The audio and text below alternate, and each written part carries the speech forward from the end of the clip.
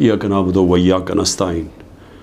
मैं अपनी पाकिस्तानी कौम की तरफ से सबसे पहले जो बजौड़ के अंदर दहशत गर्दी का हमला हुआ, जिसमें अभी पता नहीं चल रहा लेकिन 40 शहादतें हो चुकी हैं और कहते हैं 50 लोग इस वक्त बुरी तरह उस धमाके से वो ज़ख्मी हैं।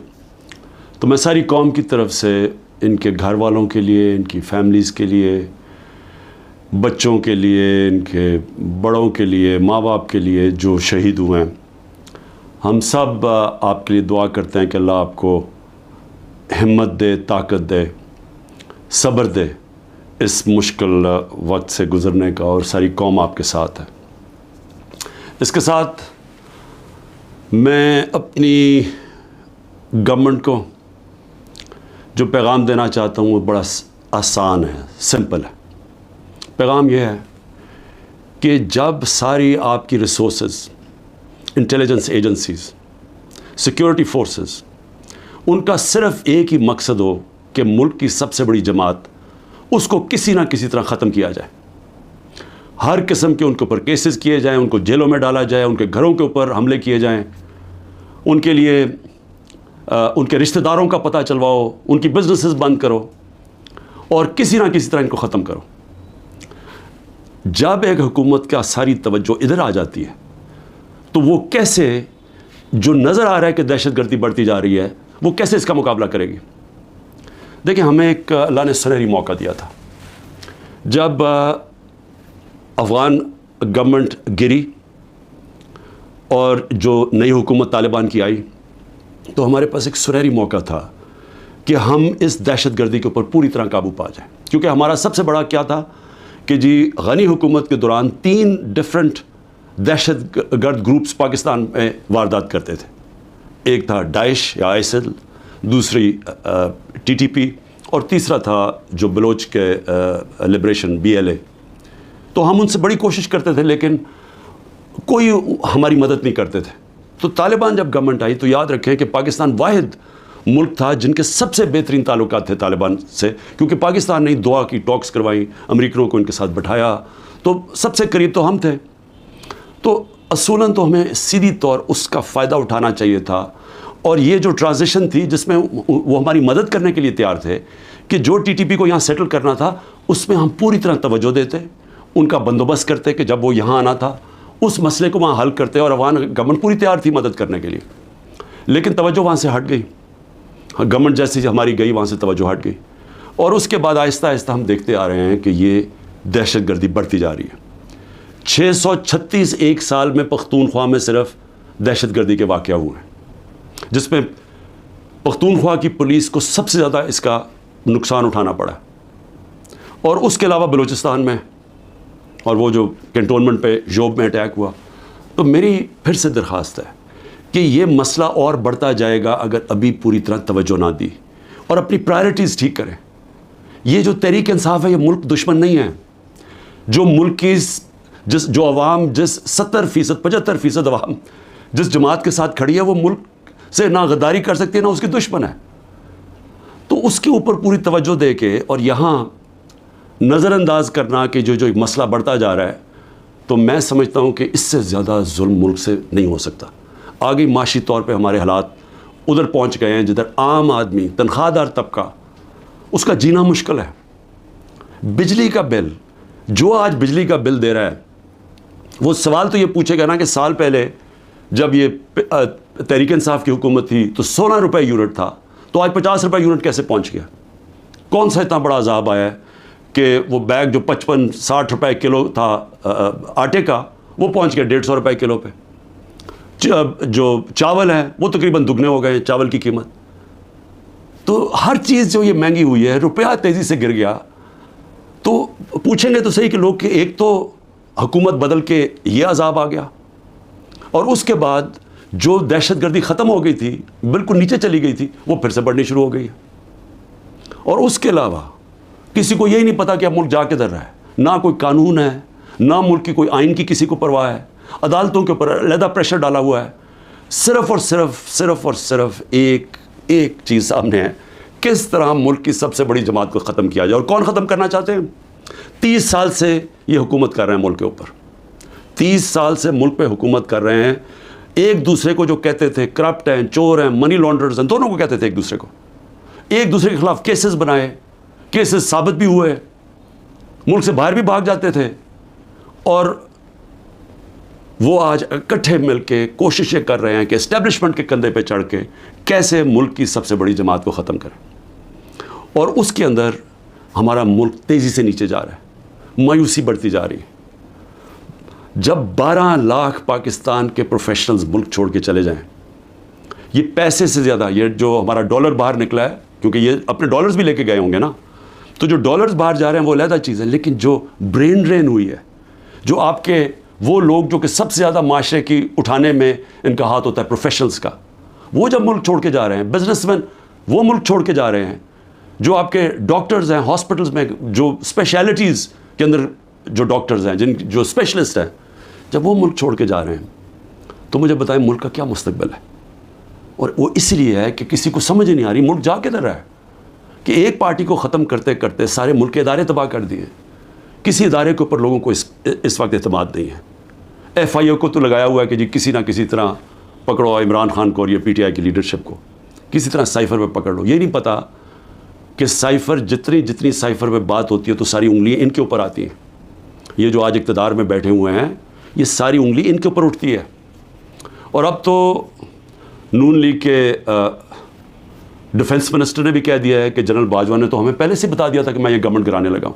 اس نے تو یہ کہا ہے کہ اگر کرونا نہ آتا تو یہ تو 1 سال کے اندر گورنمنٹ گر گئی تھی ہماری, اور پنجاب تو وہ پہلے گرانا چاہتے تھے, اس کے بعد کہتے تھے تم سینٹر بھی لے لو. یہ نہیں کہ اس نے ڈیفنس منسٹر نے یہ جو بات کی ہے, ہمیں تو یہ پتہ ہی تھا کہ یہ ہو کیا رہا ہے, سازش ہوئی ہے. میں تو کہتا جا رہا تھا, اور سازش ڈیلے ہو گئی 2 سال. اگر کرونا کے نہ آتے تو اس کے وہ بھی کہتا ہے کہ گورنمنٹ پہلے چلی جانی تھی. تو ہمیں تو یہ پتہ تھا کہ سازش ہوئی ہے. لیکن یہ بھی ایک اور سوال اب اٹھتا ہے کہ کیسے کوئی آدمی جو گریڈ 22 کا ایک آفیسر ہے, کیسے وہ کس فورم پہ فیصلہ کرتا ہے کہ کون سی حکومت رہنی چاہیے, کون سی جانی چاہیے. کیا بند کمرے میں اتنا بڑا فیصلہ ہونا چاہیے جس کی اتنی بڑی قیمت قوم ادا کر رہی ہے. آج جدھر ہم پہنچ گئے ہیں, آج پاکستان کے حالات ہیں, اندر سے لوگ باہر جا رہے ہیں اور باہر سے لوگ پاکستان کو اب کس طرح دیکھ رہے ہیں. تو جب اس طرح کے حالات ہوں, کیا ملک کو صرف یہی کام کرنا چاہیے کہ کسی نہ کسی طرح جو عوام کی آواز بند کی جائے. پہلے الیکشن اناؤنس ہوئے 14 مئی کو, پنجاب کے الیکشنز کانسٹیٹیوشن کے مطابق, سپریم کورٹ آرڈر کرتا ہے, گورنمنٹ مانتی نہیں ہے. اسی وقت مجھے ویسے افسوس سے کہنا پڑتا ہے کہ سپریم کورٹ کو اس وقت اپنی ریٹ قائم کرنی چاہیے تھی. ہمیں افسوس ہے کہ انہوں نے اس حکومت کو آئین کو توڑنے کی اجازت دے دی. جب آپ نے ان کو کوئی ایکشن ہی نہیں لیا تو اس کا مطلب گورنمنٹ اور تو چوڑی ہو گئی. اب تو کھل کے کہہ رہی ہے کہ اگر سپریم کورٹ فیصلہ بھی کرتا ہے ملٹری کورٹس پہ ہم مانیں گے نہیں, کیونکہ اب تو ان کے لیے تو پاکستان اب جو طاقتور بیٹھا ہوا ہے وہ فیصلہ کرے گا آئین کا کون سی شک ماننی ہے کون سی نہیں ماننی. تو میں صرف اس کا یہ آگے بڑھنے سے پہلے یہ جو جنرل باجوہ کی باتیں اب سامنے آ رہی ہیں, کئی ایسی باتیں ہیں جو میں اس لیے نہیں کرتا, میں اپنے اداروں کو نقصان نہیں پہنچانا چاہتا, لیکن جو یہ جس طرح انہوں نے ایک سازش کر کے گورنمنٹ گرائی اور کیسے وہ ملے ہوئے تھے دوسروں کے ساتھ, یہ جو پی ڈی ایم کے لوگوں کے ساتھ کیسے ان کے رابطے تھے, اور کیسے انہوں نے جو سب سے بڑا ظلم کیا کہ احتساب کا عمل ختم کیا. احتساب یاد رکھیں کہ جو کرپشن کیسز تھے, میں بار بار کہتا ہوں 95% ہمارے پہلے کے کرپشن کیسز آ رہے تھے, ہمیں وراثت میں ملے تھے, ہم نے نہیں بنائے تھے. میرے اوپر تو آج 200 کیسز تقریباً ہو چکے ہیں چند مہینے کے اندر. ان کے اوپر 2-3 کیسز تھے اور وہ سارے پرانے بنے ہوئے تھے, 95% پرانے کیسز تھے. ہمیں تو وہ جو احتساب کا عمل تھا وہ بھی جنرل باجوہ نے اس لیے نہیں چلنے دیا کیونکہ ان کی پہلے سے ان سے ڈیل چل رہی تھی, بات چیت چل رہی تھی. لیکن ملک کو آج کتنا نقصان ہوا, وہ کون سا فورم ہے جس کے اندر یہ جائزہ لیا جائے گا کہ ایک کس طرح کے فیصلے نے اس کو عوام کو کتنا نقصان پہنچایا. میں دوسری بات جو کرنا چاہتا ہوں وہ یہ کہ دیکھیں, مجھے جو سب سے بڑا مجھے خوشی تھی وہ یہ کہ تحریک انصاف پہلی جماعت تھی جس نے خواتین کو پالیٹکس میں لے کے آئے, یعنی انہوں نے شرکت کی پاکستان کی سیاست کے اندر. مجھے فخر اس لیے ہے کہ یہ جو پاکستان موومنٹ تھی اس میں میری والدہ بتاتی ہیں کہ عورتیں کتنی شرکت کرتی تھیں اس پاکستان موومنٹ کے اندر. تو یہ پہلی دفعہ اس طرح عورتوں نے اتنی تعداد میں شرکت کی. ہم جو بائی الیکشنز جیتے، یاد رکھیں کہ جو ہم بائی الیکشنز جیتے ہیں 37 میں سے 30 بائی الیکشن ہم جیتے ہیں، اس میں عورتوں کا بہت بڑا ٹرن آؤٹ تھا. یہاں الیکشن کمیشن کو مصیبت پڑی ہوتی ہے کہ اگر اتنی عورتیں نہ پولنگ اسٹیشن پہ نکلی تو ہم الیکشن کینسل کر دیں گے. یہاں ریکارڈ ٹرن آؤٹ ہوا عورتوں کا، جس سے ہم نے بائی الیکشنز جیتے.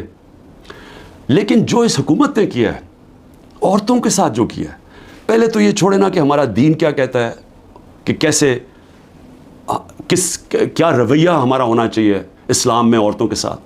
اس کے بعد ہمارا جو کلچر ہے، میں بار بار لوگوں کو بتاتا ہوں کہ میں جب پہلی دفعہ باہر گیا پاکستان سے تو میں حیران ہو گیا. اس طرح کی عورتوں کی عزت باہر نہیں ہے، مغربی معاشرے میں نہیں ہے جو کہ ہمارے معاشروں میں ہے. اور جس طرح عورتوں کو سڑکوں پہ گھسیٹا، جس طرح ان کو جیلوں میں ڈالا، جس طرح ابھی تک جس طرح عورتوں کو جیلوں میں رکھا ہوا ہے. اور میں یعنی حیران ہوں کہ کیا ڈاکٹر یاسمین کسی یہ بلڈنگ جلانے میں تھی ملوث؟ کیا عالیہ حمزہ تھی؟ کیا طیبہ تھی؟ کیا صنم تھی؟ کیا ختیجہ؟ انہوں نے کوئی بلڈنگ جلائی ہے؟ ان کو اتنی بڑی سزا کہ 80 دن سے یہ جیلوں میں ہیں. اور بھی عورتیں، کوئی جیو فینسنگ میں کوئی عورت مل گئی، اس کو پکڑی جیلوں میں ڈال دیا. اور ان کے بچے ہیں، اور اس کے باوجود ان کو جیلوں میں رکھا ہوا. یہ کون سے معاشرے میں ہوتا ہے؟ اور یہ پرامن احتجاج تھا. پرامن احتجاج آئین ہمیں حق دیتا ہے. یہ پاکستان کا قانون نہیں توڑا تھا کسی نے. جو لوگوں نے جا کے کور کمانڈر ہاؤس جلایا تھا اس کے اوپر پوری تفتیش ہونی چاہیے اور سزا ملنی چاہیے. لیکن ان کو بھی تفتیش کریں. وہاں کوئی سی سی ٹی وی کیمرہ لگے تھے، سیف سٹی کے کیمراز تھے، پتہ تو چلے کہ کیا ہوا ہے. ہمیں پتہ ہے کہ عسکری ٹاورز کس نے جلائے ہیں، ہمارے پاس ایویڈنس ہے. ریڈیو پاکستان کی ایویڈنس مل رہی ہے کہ پشاور کس نے جلایا ہے. تو ایک ون سائیڈڈ ویو دے کے تو ساروں کو اوپر ایکشن لے لیا، جس میں عورتیں جیلوں میں ڈال دیے. اور عورتوں کا، ان کے جو باہر عورتیں ان سے کیا ہو رہی ہیں، وہ چھپی ہوئی ہیں. ہماری جو تنظیم کی عورتیں تھیں ان کے گھروں کے اوپر اٹیکس، کئیوں کے خامد کو پکڑ کے لے گئے، کئیوں کی بزنسز بند کر دی، جو خامدوں کی ہسبینڈز کی بزنس بند کر دی. یعنی وہ اتنی مشکلوں میں ان کو ڈال دیا. اور کئی تو چھوڑ کے چلے گئے پالیٹکس. انہوں نے کہا جی ہم نہیں کر سکتے. یہ کون کر سکتا ہے؟ یہ مجھے بتائیں. جن عورتوں کے بچے ہوں، جن عورتوں کے خامد ہوں، بھائی ہوں، باپ ہوں، وہ جب دیکھیں گے کہ یہ ہو رہا ہے عورتوں کے ساتھ، کون اجازت دے گا اپنی عورتوں کو پالیٹکس میں آنے کے لیے؟ اور اس سے بڑا ظلم کیا ہو سکتا ہے کہ 50% آپ کی آبادی، آپ ان کو پالیٹکس سے باہر نکال دیں، جبکہ وہ شرکت کرنا شروع کر دی تھی. ایک سیاسی شعور پیدا ہو گیا تھا جس میں عورتیں کیا، بچے، نوجوان، بوڑھے. لیکن جو عورتوں کی شرکت تھی، مجھے ایسے لگتا ہے کہ یہ پلان کے تحت، یہ پلان کر کے عورتوں کو سیاست سے باہر کیا جا رہا ہے. جس طرح انہوں نے اوورسیز پاکستانیز کی ووٹنگ کینسل کروائی، ہم نے جو ان کو ووٹنگ رائٹس دلوائے تھے، ہم نے ان کے پوری سسٹم کے کیسے انہوں نے شرکت کرنی ہے پاکستان کی الیکشن ڈے کے اوپر، پاکستان کے الیکشنز میں ووٹ ڈال کے، وہ انہوں نے ختم کروایا اوورسیز پاکستانیز کو، جن کے پیسے پہ ملک چلتا ہے. وہ اوورسیز پاکستانی اگر وہ اپنی ریمیٹنسز روک دیں، آدھا بھی پیسہ کام کرتے، پاکستان بینکرپٹ بالکل ہی بیٹھ جائے گا. ان کی انہوں نے بند کروا دی، کیونکہ وہ اوورسیز پاکستانی زیادہ تر تحریک انصاف کے تھے، ان کی ووٹنگ رائٹس ختم کروا دی. اور اب آ کے عورتیں، جو انہوں نے نظر آیا ان کو کہ عورتیں نکل رہی ہیں الیکشن میں، ووٹس ڈال رہی ہیں، جو بائی الیکشنز تحریک انصاف جیتی اس میں عورتوں کا بہت بڑا ہاتھ تھا، انہوں نے اب ان عورتوں کے اوپر یہ جان کے سختی اور ظلم کر رہے ہیں تاکہ وہ بھی پالیٹکس سے باہر ہو جائیں.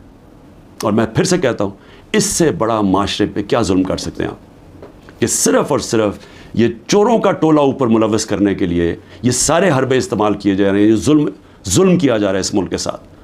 اور میں، کیونکہ عاشورہ بھی ختم ہوا ہے، میں صرف اپنی قوم سے ایک بات کہنا چاہتا ہوں. دیکھیں، ہم نے حضرت امام حسین کی شہادت سے کیا سیکھا ہے؟ ہم نے سب سے پہلے یہ چیز سیکھی کہ جو لا الہ الا اللہ، جس کو ایمان دے دیتا ہے، اور جس کو علامہ اقبال کہتے ہیں عشق. اور میں نے ایک علامہ اقبال کا فارسی میں نے ٹویٹ بھی کیا ہے، اور میں نے اس کو اپنی انسٹاگرام اور سارے فورمز پہ کہا ہے کہ وہ فارسی کا ہے، لیکن اس میں انگریزی میں بھی اور اردو میں بھی پورا اس کا ترجمہ ہے. تو علامہ اقبال ان کی شہادت کو کیسے دیکھتے ہیں؟